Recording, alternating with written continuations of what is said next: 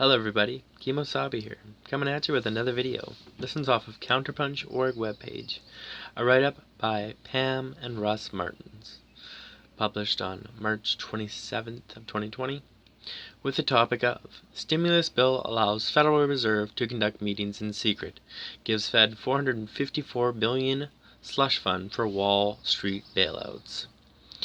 The U.S. Senate voted 96-0 last Saturday on a massive bailout of Wall Street banks versus a short-term survival plan for American workers thrown out of their jobs and potentially their homes.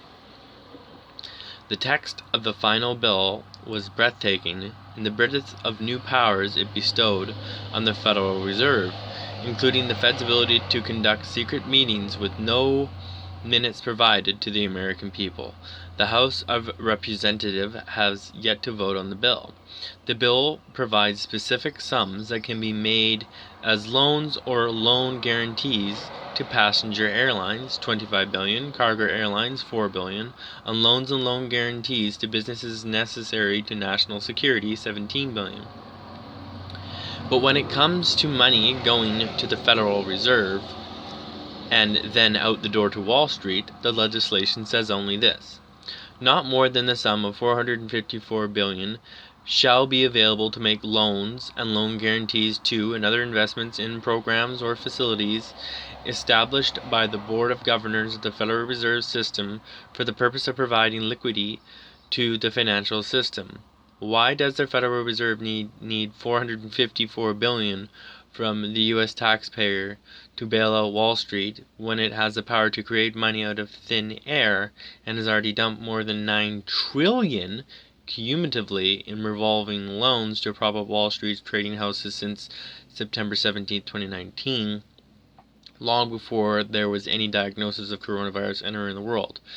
The Federal Reserve needs that money to create more special purpose vehicles, SPVs, the same device used by Enron to hide its toxic debt off its balance sheet before it went belly up.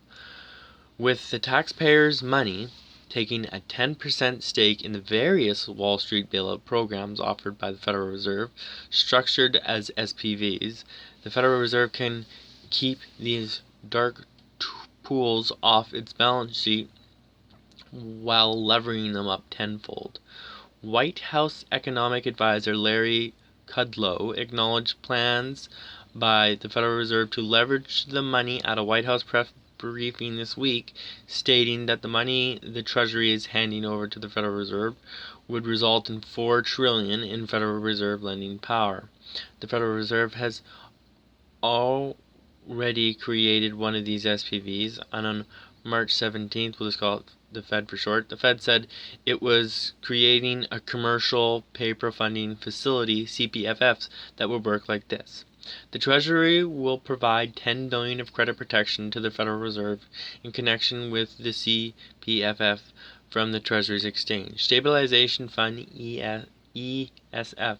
The Fed Reserve will then provide financing to the SPV under the CPFF. Its loans will be secured by all of the assets of the SPV.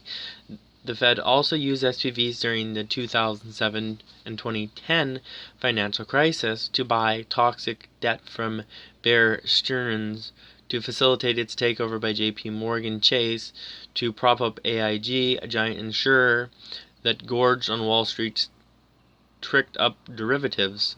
Those programs became known as Maiden Lane 1, 2, and 3, adding to the suspicions that the Fed doesn't want to have to battle Freedom of Information Act, FOIA request, Sunshine Law request again in court, as it did and lost during the last financial crisis to keep its outrageous $29 trillion bailout program to Wall Street a secret from the public.